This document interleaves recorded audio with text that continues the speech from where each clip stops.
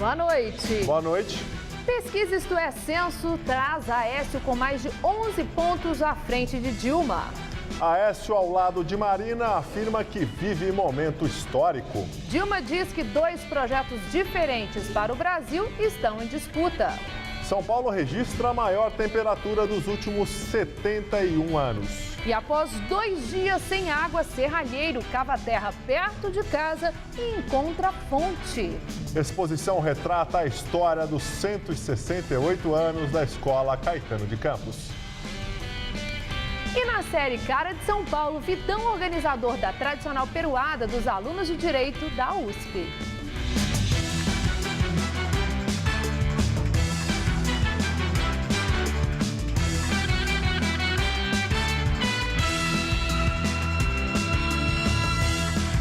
Moradores do Jabaquara, na zona sul de São Paulo, descobriram uma alternativa para driblar a falta de água que tem durado dias na região. Depois de um sonho, um serralheiro do bairro cavou um buraco em um terreno baldio e achou uma fonte. Em tempos de seca, encontrar um poço de água no quintal é como achar ouro. Tá sendo a mesma coisa. A diferença é que a água é melhor ainda, né? É a fonte da vida. Ouro não faz falta não, mas a água faz. Davi e o irmão cavaram a terra por 2 dias. Encontraram água em abundância. A iniciativa veio depois da cunhada ter um sonho. Falou para nós não desistir, nós procurar, que nós vamos achar. Foi bem dizer no dia seguinte. Aí meu irmão veio, começou a cavar, menos de 1 metro.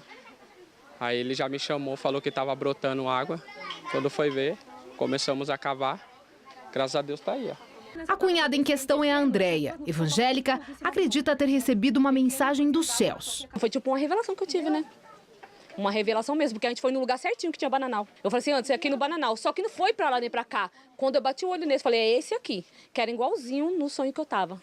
A região do Jabaquara, aqui na zona sul de São Paulo, chegou a ficar 4 dias seguidos sem água. A vizinhança entrou em desespero. A comunidade, depois da descoberta do poço, fez fila para pegar balde de água e aliviar a situação em casa. Silvana quer garantir água para todo o fim de semana. Na casa dela, a torneira já está seca de novo. A Sabesp está passando aqui, diz que vai voltar só quarta-feira a água e pra gente não ligar porque não adianta, entendeu? Essa água aqui, graças a Deus, está ajudando muito. A comunidade humilde do Jardim Lourdes estava sem saber o que fazer antes do poço e agora vê a descoberta como uma salvação. Não tinha mais água, para nada. Todo mundo comprava água, quem tinha o dinheiro, quem não tinha ficava sem água. Sem essa água, como é que seria? Nós não ia viver não, nem as crianças, porque não tinha jeito. Para abrir um poço artesiano é preciso solicitar a autorização do DAE. E não é só isso. A água sem tratamento pode ser imprópria para o consumo e até transmitir doenças, mesmo que seja fervida. Mas aqui, quando não sobra nenhuma gota, o que resta mesmo é o tal poço. Todo mundo tá fervendo para fazer uma comida, para beber e dar banho nas crianças, fazer uma comidinha, porque sem a água aí, ó, nós não seríamos nada. Segundo o Departamento de Águas e Energia Elétrica, o DAEE, quem deseja cavar um poço deve solicitar autorização do órgão. Depois disso, técnicos são enviados ao local para avaliar, dentre outros fatores, se a água é ou não adequada ao consumo humano. O DAEE reforça que, dependendo de seus componentes, a água pode ser imprópria, até mesmo para atividades simples, como regar plantas. Justiça derruba a liminar que impedia o uso da segunda cota do volume morto do sistema Cantareira. A decisão foi do Tribunal Regional Federal da Terceira Região e, segundo a Justiça, a medida foi tomada para evitar grave lesão à ordem e ao interesse público. As obras para a captação desse segundo volume já estão sendo finalizadas e a água será bombeada, segundo a Sabesp, se houver necessidade. Essa reserva deve garantir o abastecimento até março. O governador Geraldo Alckmin também propôs um novo sistema de desconto proporcional para quem economizar na conta de água. O abatimento, que começou em março, no entanto, causou um rombo nas contas da Sabesp de mais de R$1 bilhão, segundo o jornal Folha de São Paulo. Estudo mostra que o número de queimadas no país aumentou 70% neste ano. A informação é do Instituto Nacional de Pesquisas Espaciais, o INPE. Segundo os dados, entre o dia 1º de janeiro e 16 de outubro, o aumento foi de 70% em relação ao mesmo período do ano passado. De janeiro até agora, foram quase 141 mil casos de queimadas contra pouco mais de 82 mil no mesmo período de 2013. O estado com maior número de focos é o Mato Grosso, seguido do Pará e do Maranhão. Segundo o INPE, quase todas as queimadas são causadas pelo homem de forma proposital ou acidental. Nesta semana, um incêndio atingiu a Serra da Cantareira, aqui em São Paulo. A suspeita é de que as chamas tenham começado após a queda de um balão. São Paulo teve hoje o dia mais quente em 71 anos. De acordo com o IMET, os termômetros aqui na capital paulista marcaram 37,8 graus. E o calor intenso provocou pancadas rápidas de chuva nas zonas oeste, norte e central da cidade, além de alguns pontos do ABC. E será que vem mais chuva por aí? Vamos ver em detalhes a previsão para o Brasil e todo o estado de São Paulo com Luciana Magalhães.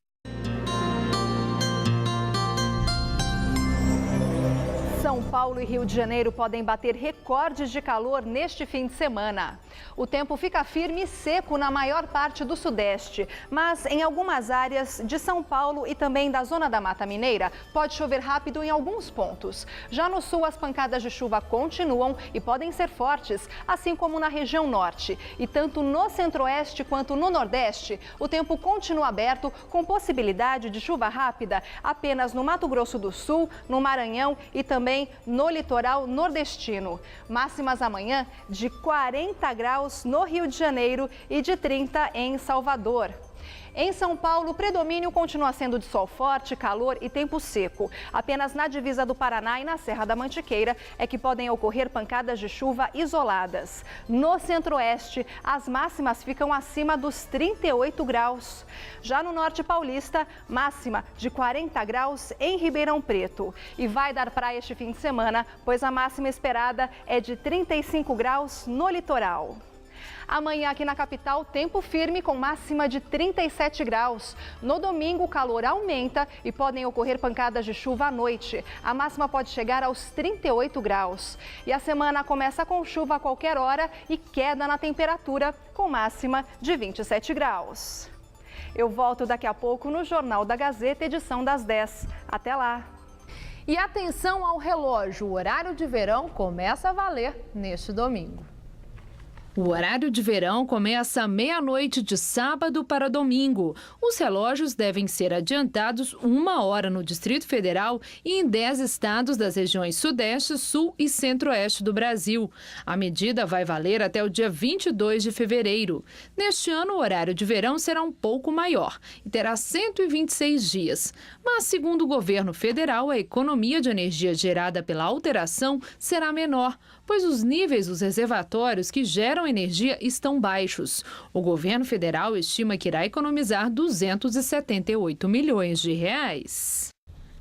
E com o início do horário de verão, quem vai viajar de avião no domingo deve ficar atento. Algumas companhias aéreas vão antecipar os horários de embarque para regiões que estão fora do horário de verão para adequar as conexões. Por isso, as empresas pedem que os passageiros verifiquem os horários das passagens e entrem em contato em caso de dúvida. Os trens da CPTM vão operar por 1 hora a mais no domingo, circulando até às 2 da manhã. Depois, as estações serão reabertas às 4 da manhã, já no horário ajustado. Foi inaugurada hoje na Praça Vitor Tivita, em Pinheiros, a exposição Rios e Ruas Intervenções. Veja na videoreportagem de Renata Falzoni e Felipe Meirelles. Já estamos na ciclovia da Avenida Faria Lima, uma estrutura que tem 2 anos apenas, por onde passam mais de 1.800 ciclistas todos os dias. Esse prédio, que passou a se chamar Praça Vitor Tivita, era um grande incinerador de lixo da capital paulista, que por uma iniciativa público-privada trabalha no conteúdo programático dessa praça. Era um espaço na cidade esquecido e agora um museu da sustentabilidade que promove a arte, a cultura e a educação para a sustentabilidade. O que está acontecendo agora?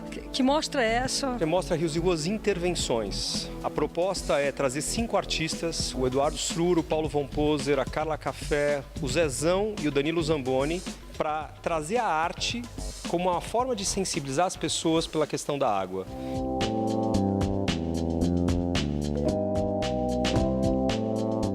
O manequim na obra de Eduardo Surur é a imagem e semelhança do próprio autor. Que é um privilégio você poder, num lugar que foi usado para incinerar lixo, de repente você está aqui com uma proposta oposta, né? Então é uma alquimia também. Eu quis fazer uma espécie de despacho, né? Para ver se os deuses todos nos ajudam a chover. A arte não faz chover, mas se chover para dentro das pessoas, né? Se elas se sentirem revigoradas e, vamos dizer assim, mobilizadas para pensar sobre isso, né? E que seja um aprendizado, e que essa situação limite seja uma oportunidade também para a gente repensar o uso, né? A minha obra é um mapa com os rios subterrâneos de São Paulo. É uma ideia de como desenhar com os elementos naturais. E essa obra, por exemplo, ela sempre muda. Depende do horário, ela muda. São 300 rios cobertos. Ter a consciência dos rios invisíveis e a presença da água, a impermeabilização do solo, qual é o papel de cada um no que a gente chama de educação para a sustentabilidade, para cuidar da água como se fosse um patrimônio nosso. O que a gente precisava ver como riqueza, né? Como ouro, e não como uma coisa que se esconde, que se oculta, que se nega.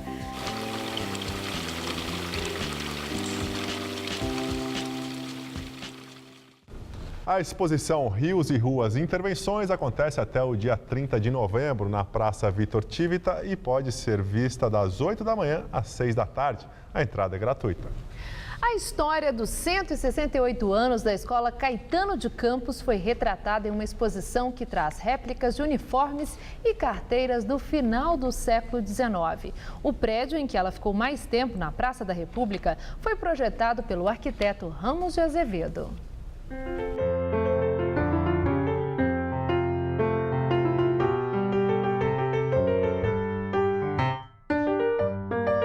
Foram as lembranças da menina loirinha de olhos azuis, aluna da Escola Caetano de Campos entre 1969 e 78, que deram origem à exposição. Eu comecei atrás do acervo da escola porque eu criei um blog de memória coletiva. E a hora que eu entrei dentro daquele acervo, eu comecei a descobrir fatos incríveis que estavam ali perdidos no tempo. Patrícia conta que a escola era um dos pontos turísticos de São Paulo. Só existia assim, Museu do Ipiranga, o Instituto Butantan e a Escola Normal. A então Escola Normal, hoje Caetano de Campos, foi construída para a formação de professores primários e também para abrigar uma escola modelo, que servisse de exemplo para grupos escolares. Os professores também fizeram todos os livros didáticos, as primeiras cartilhas do Brasil, e eles foram abrindo as escolas em todo o Brasil. Na exposição montada no prédio do Arquivo Municipal na região da Luz, há fotos de formaturas de várias turmas de professores e cadernetas de alguns alunos que ali passaram. O sino do recreio e as tradicionais carteiras de madeira e ferro com o nome do nosso país ainda com Z. E o que mais chama a atenção são as réplicas dos uniformes usados por cada geração de alunos. Eles foram confeccionados em parceria com estudantes de moda do SENAC. Em cada peça, a evolução dos emblemas e a mudança nas cores.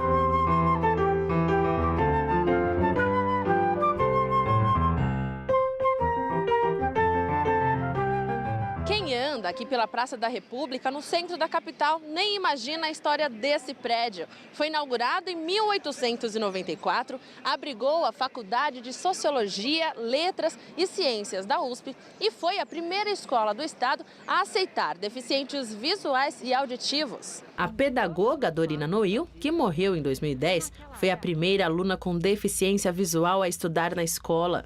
E eu passei por muita coisa, fiz estágios em várias associações, em escolas. Depois eu me preparei. Entre as personalidades que estudaram no Caetano de Campos estão Sérgio Buarque de Holanda, Mário de Andrade e Cecília Meirelles. Em 78, a escola foi dividida em duas unidades, uma na Aclimação e outra na Praça Roosevelt. Oscar, que frequentou a escola na Praça da República durante a década de 70, teve a oportunidade de reviver histórias. Traz recordações de saudade, algumas engraçadas, algumas vitórias, né? Porque eu joguei pelo time do colégio, basquete. Caetanista mais recente, Carlos Alberto se orgulha de ter estudado em um lugar histórico da cidade. Quando você vai começando a gostar da escola, você vai querendo ficar dentro dela, você vai dando mais valor a ela. Há uma cadeira, uma porta, que são todos patrimônios tombados, você vai conhecendo mais e gostando mais da escola.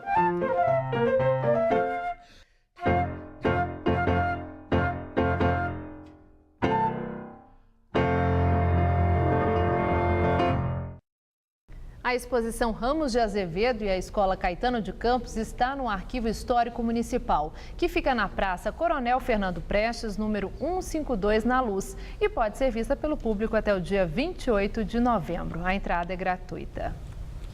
Roubo à agência bancária dentro da CEAGESP termina em tiroteio. A repórter Carla Rodeiro está no local e tem as informações. Carla, boa noite.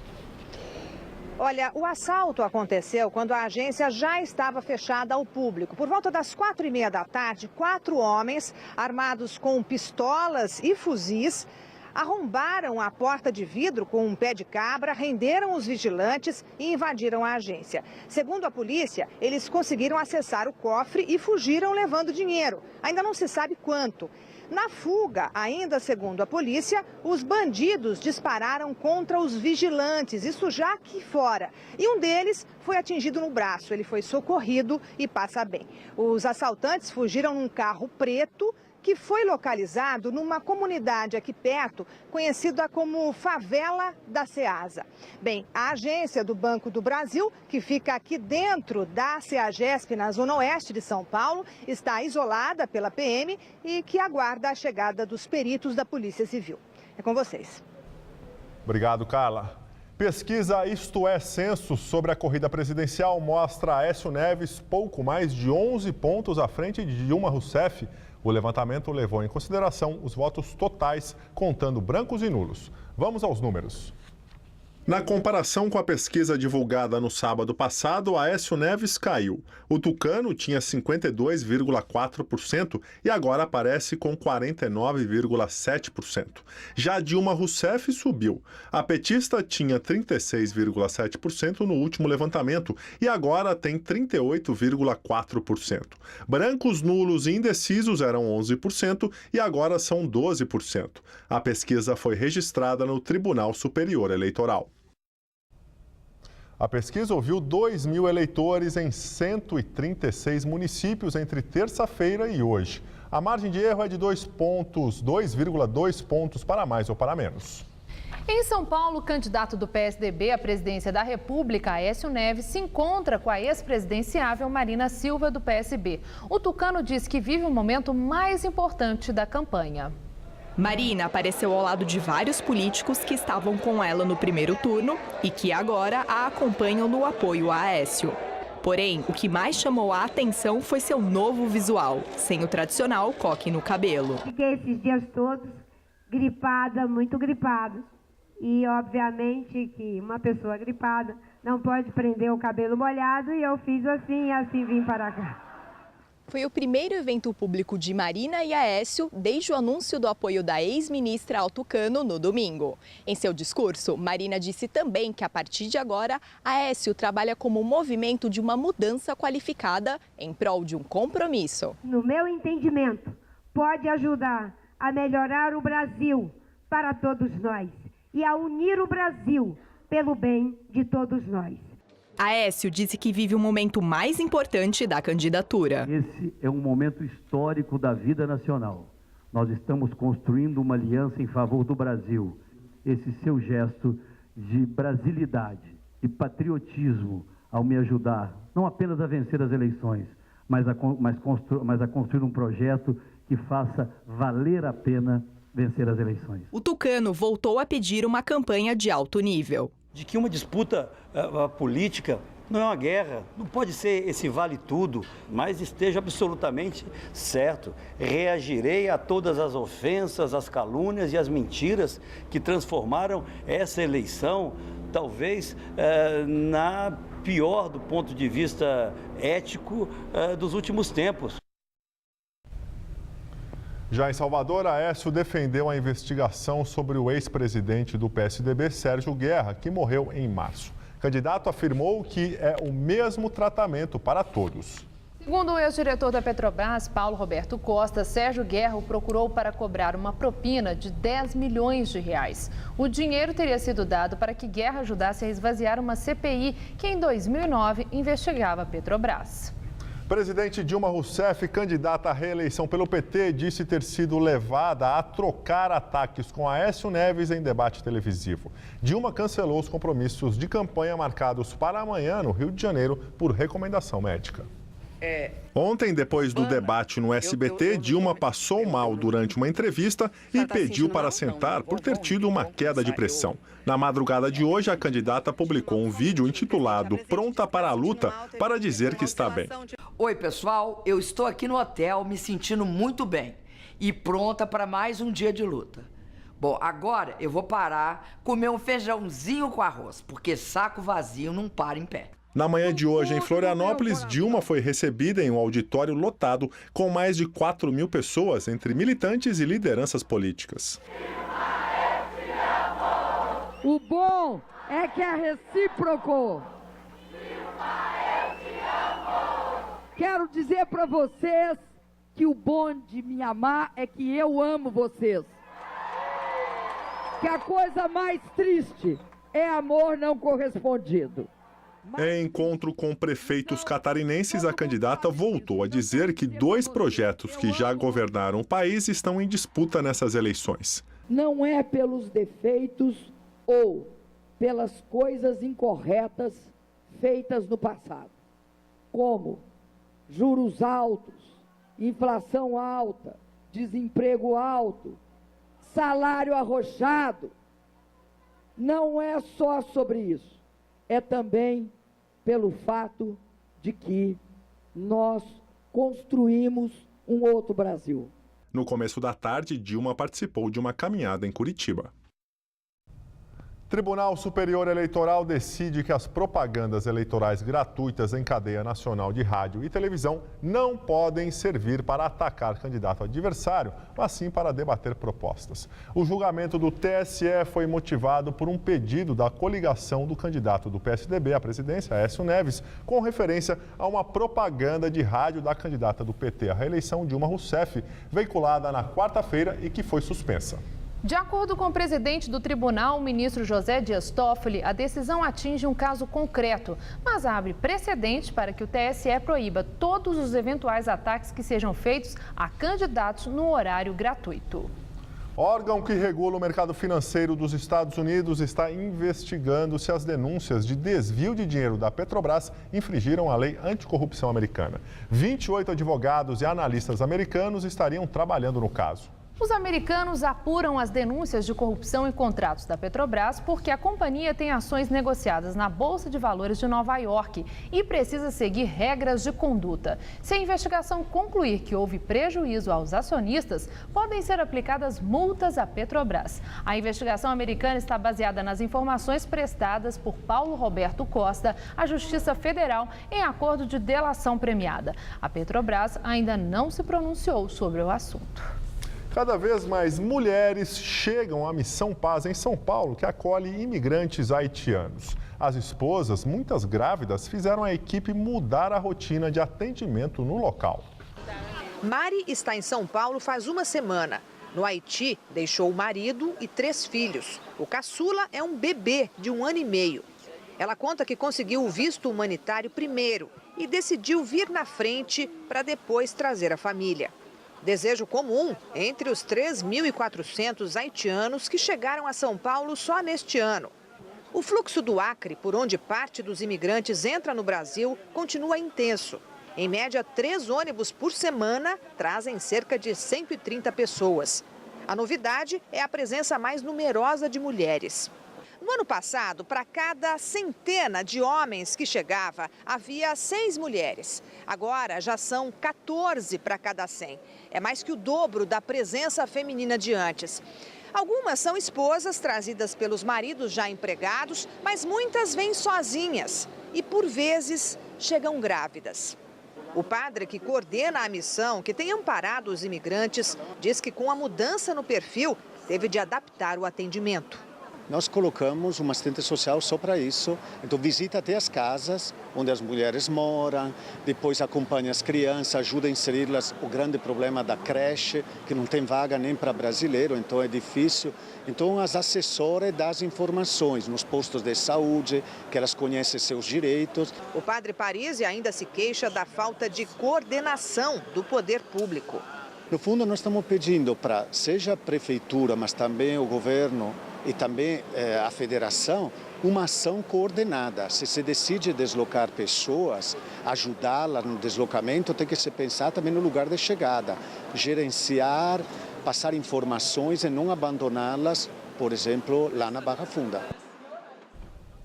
Ele é o símbolo de um dos festejos mais antigos promovidos pelos estudantes da cidade de São Paulo. Benedito Vitor Januário dos Santos, o Vitão, está comemorando 30 anos à frente da Peroada, tradicional manifestação dos alunos da Faculdade de Direito do Largo de São Francisco da USP. O ex-seminarista que virou dançarino, ator e ganhou fama como rei da Peroada é um personagem que é cara de São Paulo.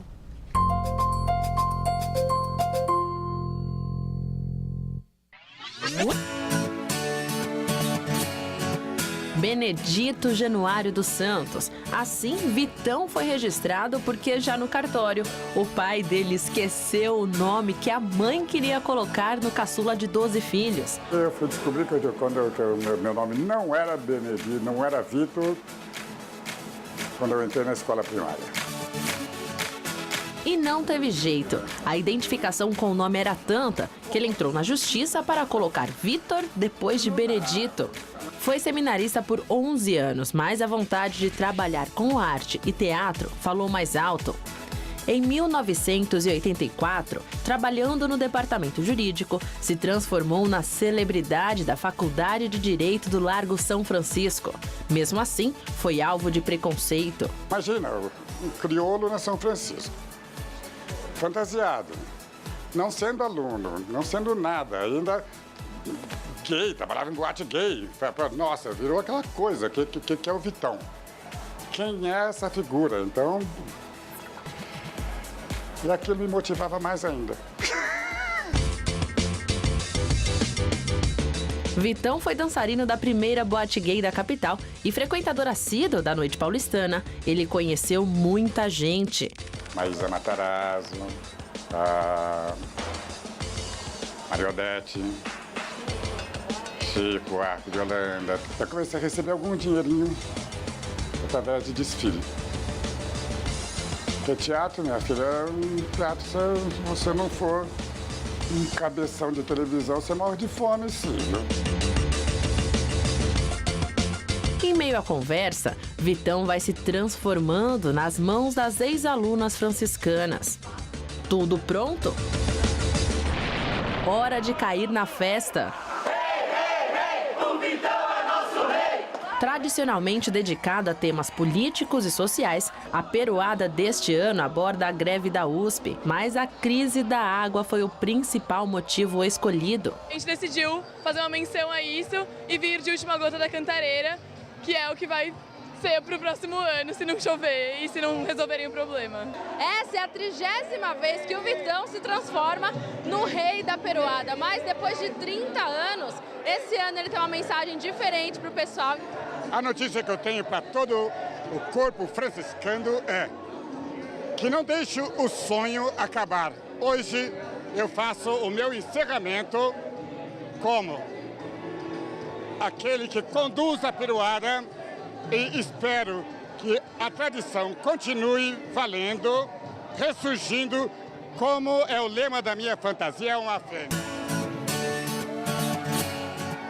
Ainda é cedo para confirmar se Vitão realmente vai se aposentar da Peroada, mas para os alunos não tem conversa. O cara é um ícone da festa. Ele é a cara da Peroada. Peroada sem Vitão não é Peroada.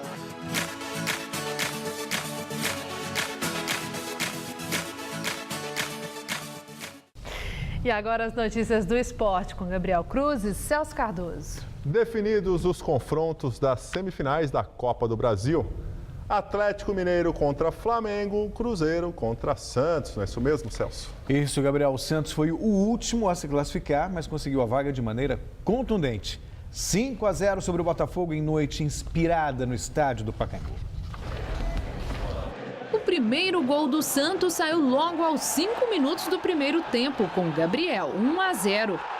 Apenas 4 minutos depois, o Peixe ampliou com David Braz, 2-0. E teve mais ainda no primeiro tempo. Lucas Lima deu uma bela arrancada e marcou o terceiro do Santos no jogo.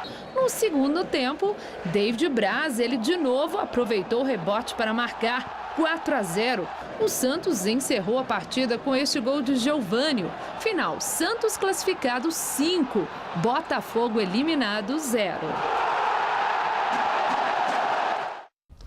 Santos, que antes de pensar no Cruzeiro pela Copa do Brasil, tem o clássico contra o Palmeiras pela frente pelo Campeonato Brasileiro. O jogo acontece domingo no estádio do Pacaembu.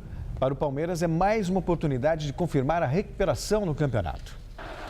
Realmente, 3 vitórias consecutivas seria motivo para uma festa, principalmente em uma equipe que chegou a ser lanterna do campeonato. Seria motivo. Aqui no Palmeiras não é. Até porque domingo é dia de clássico. E o Verdão não conseguiu vencer nenhum no Brasileirão. Temos que ser bem realistas e a nossa proximidade com a zona de rebaixamento ainda é clara, é nítida. Para o compromisso de domingo, Marcelo Oliveira será a única novidade. E com o recém-promovido a capitão não é diferente. Valdívia é um cara totalmente renovado e agora com mais responsabilidade. Esta não é a primeira vez que Dorival Júnior coloca um jogador experiente para ser capitão da equipe. Quando ainda treinava o Santos, escolheu Robinho. No Vasco da Gama, optou por Carlos Alberto. A liderança ela é natural.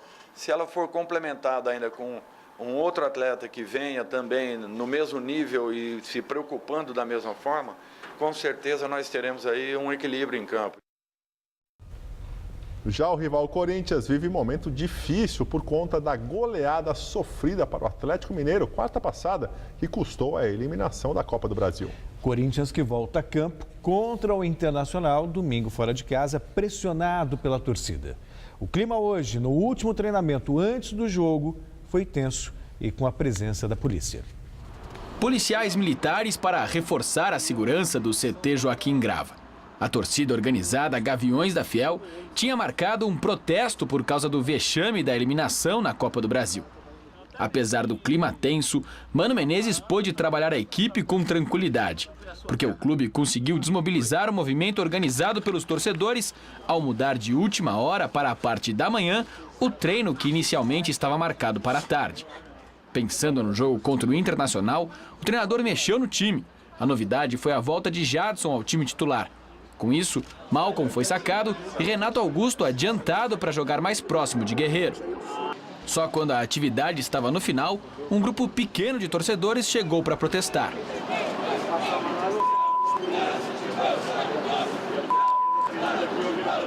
Os principais alvos foram Mano Menezes e o presidente Mário Gobi. Eu acho que a cobrança ela é proporcional ao que aconteceu na quarta-feira. Ô Celso, o Corinthians joga contra o Inter em Porto Alegre. Acho que é até bom jogar agora longe da torcida, né? Menos pressão. Menos pressão e, de repente, uma vitória acalma os ânimos. Os nervos estão aflorados, não por acaso. Eu acho que não justifica um protesto. Mas, de qualquer forma, perder de 4-1, ser eliminado como foi, realmente não é uma coisa de fácil digestão. Para a torcida, fica como obrigação chegar pelo menos a uma vaga da Libertadores entre os 4, os 3 primeiros? Obrigação é muito complicado você falar, mas o objetivo tem que ser esse, não pode ser diferente. O Mano até falou isso, tem 10 jogos para tentar a classificação da Libertadores. Um time como o Corinthians, que faz o investimento que tem, o estádio que tem, ele não pode pensar numa outra coisa. Na verdade, deveria estar pensando ainda no título. A Copa Libertadores é uma forma de um prêmio de consolação, digamos assim, mas não pode fugir da regra, esse é o grande objetivo mesmo. A vida dos brasileiros na Copa Sul-Americana não está nada fácil. Ontem foi a vez do Vitória dar adeus à competição. Goiás e Bahia já haviam sido eliminados na quarta. Ontem, no Barradão, o Vitória perdeu do Nacional de Medellín por 1-0 e também caiu na competição, que Baiana foi prejudicada pela arbitragem, que anulou um gol legítimo do atacante Dinei. No Paraguai, o Libertad foi derrotado pelo River Plate por 3-1 no primeiro jogo entre as duas equipes. No Paraguai, o Libertad recebeu o River Plate e fez 1-0 nessa paulada de Vargas, do meio da rua. Golaço! No segundo tempo, o time argentino chegou ao empate com Sanches, 1-1. Driussi, batendo na saída do goleiro, virou o placar para o River, 2-1. E Simeone definiu o jogo com esse toque de categoria. Libertad 1, River Plate 3. A partida de volta na Argentina acontece já na próxima semana. Depois do empate por 2-2 na Colômbia, o Vitória vacilou em casa diante do Atlético Nacional e perdeu o jogo pelo placar mínimo. Boca Negra fez o gol da classificação colombiana, 1-0 e fim de papo. Só restou São Paulo. Só. Muito obrigado, Celso. Boa noite, até segunda. Tchau, tchau, até segunda. Bom final de semana. Estela, com você? Uma cooperativa de reciclagem de lixo eletrônico da capital paulista vem recolhendo verdadeiras raridades. São objetos de um passado não muito distante, mas com o avanço da tecnologia, muitos acabaram caindo em desuso. Hoje são estrelas de um acervo de mais de 2.000 peças que lotam um pequeno galpão no bairro de Santa Cecília, no centro de São Paulo. Tem ideia do que é isso aqui? Microfone, seria? Você acha que é um microfone? Ventilador. Secador? Isso mesmo, um secador de cabelo da década de 60 do século passado. Rodrigo ainda não tinha nascido para conhecer. Já o jornalista e escritor Alberto Vilas é um pouco mais velho e presenciou dezenas de mudanças tecnológicas. Sempre se interessou por objetos e equipamentos antigos. Guardou recortes de jornal e escreveu livros para falar sobre os velhos costumes e para mostrar anúncios de décadas atrás. Quando eu fiz esse primeiro livro em 2006, chama O Mundo Acabou, eu achava que era uma obra definitiva e que tudo que tinha acabado estava aqui. E depois disso já vieram 6 livros.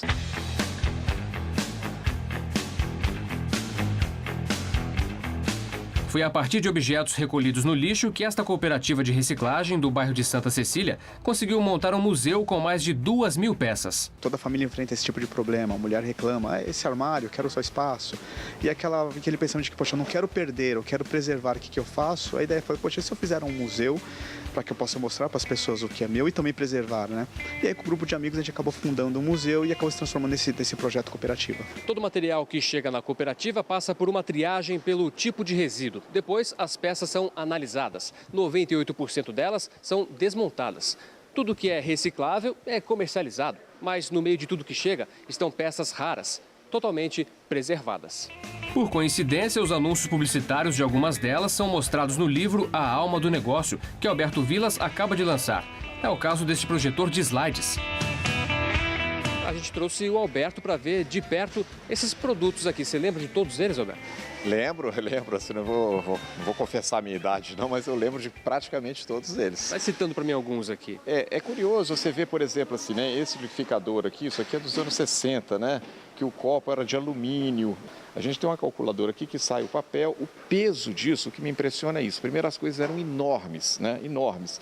Aí foi diminuindo, aí virou aquela calculadora menor, aí virou uma calculadora de bolso e hoje você tem no smartphone. A máquina de escrever é um clássico, né? Se você pega uma máquina dessa de escrever, outro dia foi uma menininha em casa, ela chegou no meu escritório, eu tenho uma parecida com essa, ela olhou assim e falou assim, eu posso tocar nesse pianinho? O museu, por enquanto, é itinerante. O sonho da turma da cooperativa é ter um novo espaço para que todo mundo possa curtir o acervo de antigas novidades. Olhar para o passado para se entender ou descobrir como a gente é hoje. As pessoas jovens também estão despertando para essa coisa da curiosidade. Assim, nossa, olha como era o mundo, né? E não é um mundo tão distante, não. É um mundo de 50 anos atrás, né?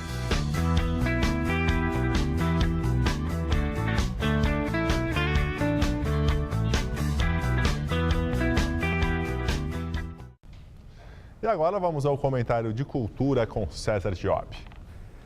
O Beco da Vila Madalena, na rua Belmiro Braga, se tornou um palco a céu aberto para a Santa Cia, que faz ali temporada da montagem As Relações Naturais, do autor Corpo Santo.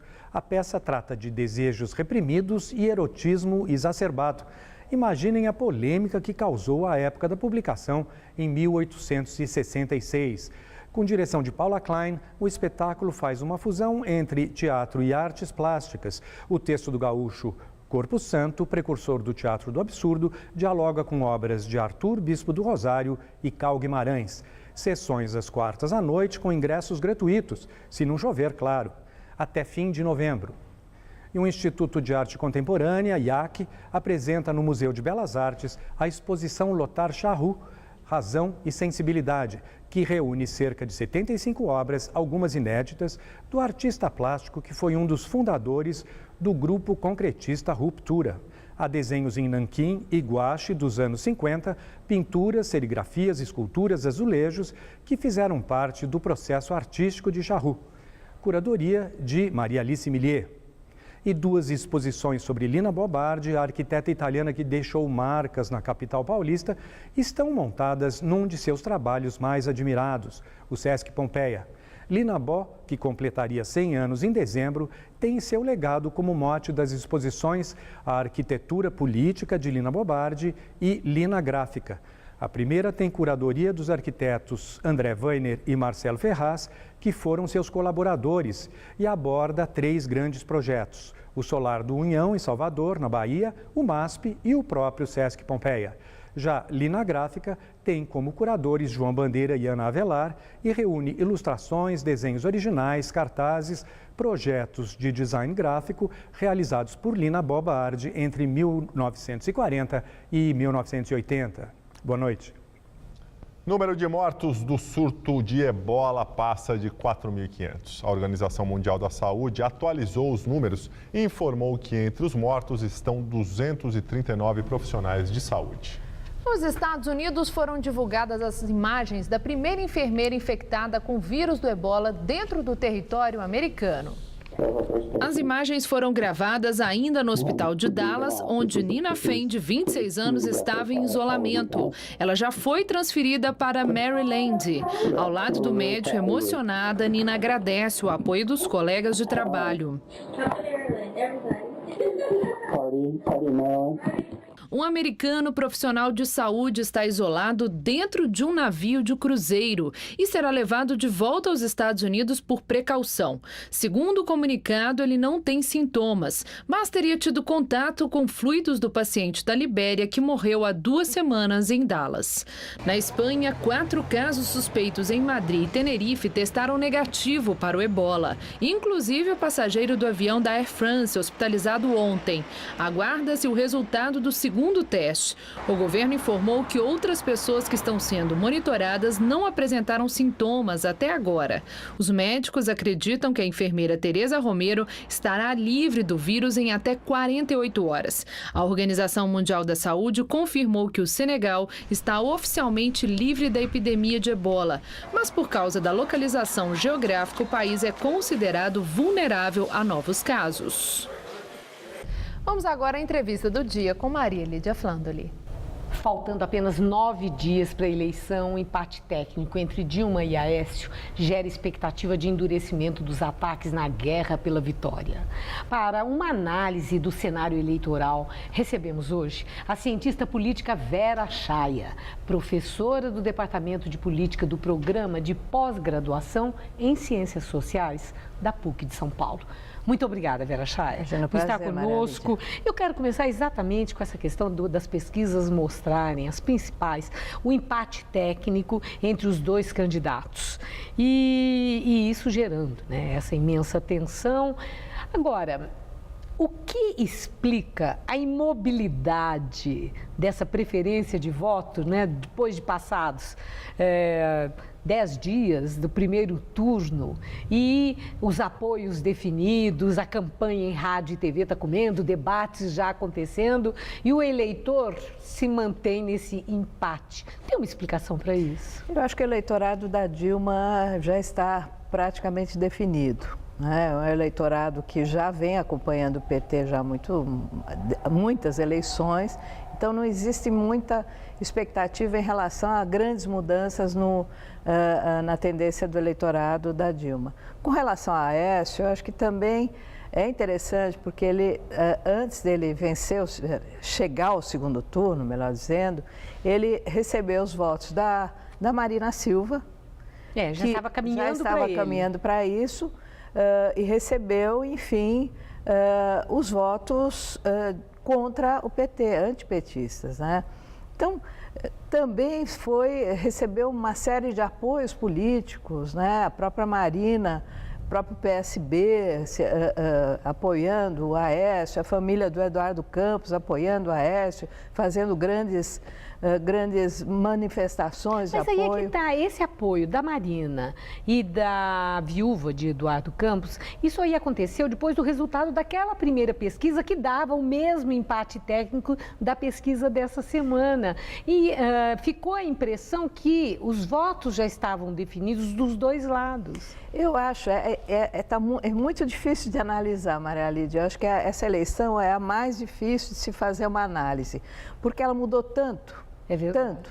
Num primeiro momento, todos achávamos que Dilma iria ganhar o primeiro turno. No segundo momento, entrou Aécio, Eduardo Campos. Quando Eduardo Campos faleceu, entrou a Marina. Todos achávamos que ela iria disputar o segundo turno com a Dilma. Não foi, né? Houve o que a gente chama, eu achei interessante esse termo, uma desidratação da candidatura da Marina, face às contradições. Ela ficou vulnerável àquela onda de ataques, à estratégia da Dilma, que foi realmente dura? Também sim, mas eu acho que a culpa foi mais dela, em termos de postura política, em termos de negação do programa partidário, em termos de contradições da própria candidatura dela. Né? E isso mostrou a fragilidade daquela candidatura também pelos ataques. Agora, essa questão dos ataques, nós estamos vendo uma campanha muito dura dos dois lados, essa estratégia de Dilma em relação à desconstrução do adversário, e a Aécio também não está dando moleza, né? Então, dos dois lados nós estamos vendo, e nos debates, o que a gente observou é também a adjetivação. Tua irmã, tua prima, teu não sei o quê, o teu irmão, e isso é baixo nível ou isso faz parte de campanha, nós é que não estamos habituados com algo tão acirrado como acontece no Brasil hoje? Eu acho que faz parte de uma campanha eleitoral, infelizmente. Como a radicalidade aumentou com a polarização efetiva do PSDB e PT, acho que eles estão perdendo um pouco as estribeiras. Exatamente. Né? E eu me lembro, você lembra da eleição de 1989, quando...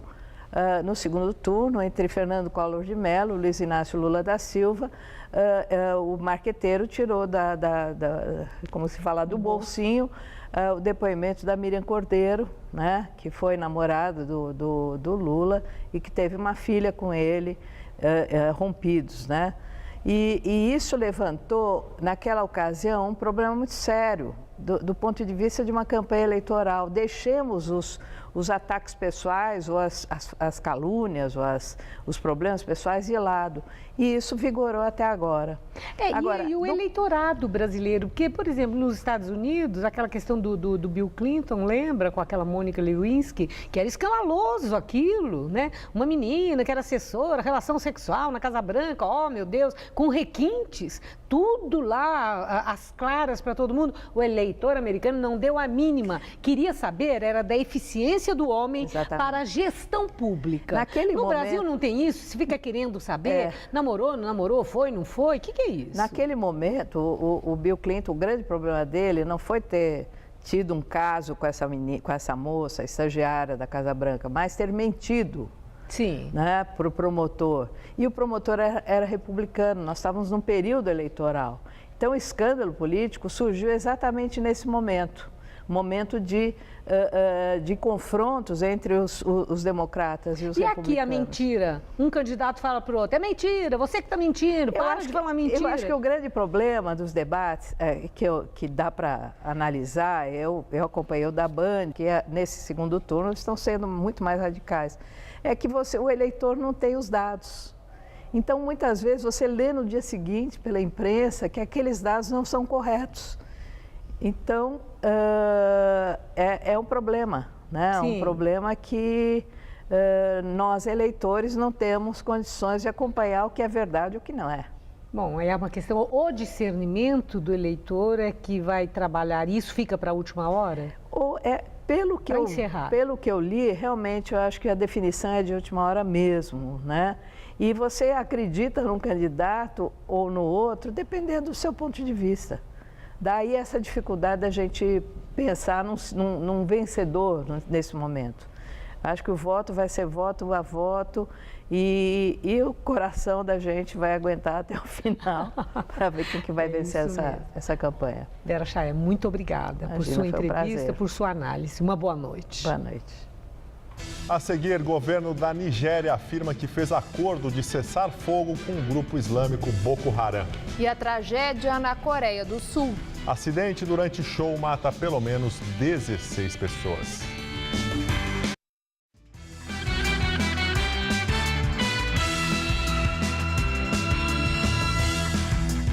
Filho mais novo do vice-presidente dos Estados Unidos é expulso da Marinha por uso de drogas. De acordo com The Wall Street Journal, exames médicos de Hunter Biden realizados em junho de 2013 revelaram consumo de cocaína. A expulsão aconteceu em fevereiro, mas fontes oficiais da Marinha afirmaram que detalhes sobre a saída do advogado são confidenciais. Em nota, Hunter, de 44 anos, disse que foi uma honra servir na Marinha Americana e que está profundamente arrependido e envergonhado por suas ações. Ele ocupava um cargo no Departamento de Relações Públicas de uma unidade da Reserva do Estado da Virgínia. Tragédia em concerto pop na Coreia do Sul. Grade de ventilação cede com o peso do público e mata pelo menos 16 pessoas. A cobertura do poço cedeu durante um show ao ar livre na capital Seul, quando as pessoas subiram na estrutura para ter melhor visão do palco. Cerca de 25 pessoas caíram de uma altura de mais de 10 metros, dentro do sistema de ventilação. Outras 10 pessoas ficaram feridas gravemente. A apresentação na rua era do grupo Formunity, que tem como destaque a cantora e dançarina Yuna, participante do clipe da música Gangnam Style, do cantor sul-coreano Psy. Autoridades japonesas suspendem pelo resto do ano as buscas aos desaparecidos na erupção do vulcão do Monte Ontake, ocorrida no mês passado. 56 mortes foram confirmadas e 7 pessoas estão desaparecidas. A suspensão dos trabalhos de resgate se deve ao acúmulo de neve no monte com a aproximação do inverno. Manifestantes pró-democracia e policiais entram novamente em confronto em Hong Kong, região administrativa especial da China. A polícia usou spray de pimenta e cacetetes para tentar dispersar os ativistas nas ruas do distrito de Mong Kok. Os jovens usam guarda-chuvas como escudo contra sprays de pimenta. As tensões cresceram depois da remoção na madrugada de um grande acampamento de protesto no centro financeiro.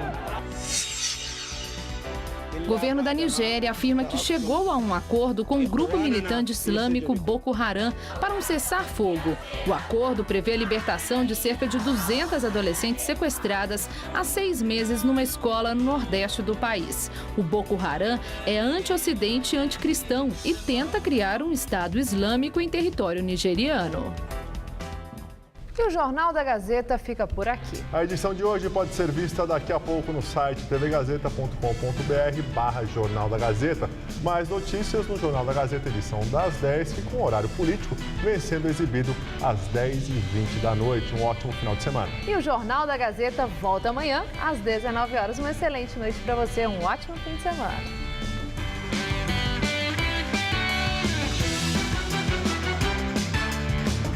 Hoje, 10h40 da noite, Zé Armando Vanucci leva os bastidores da TV ao Todo Seu.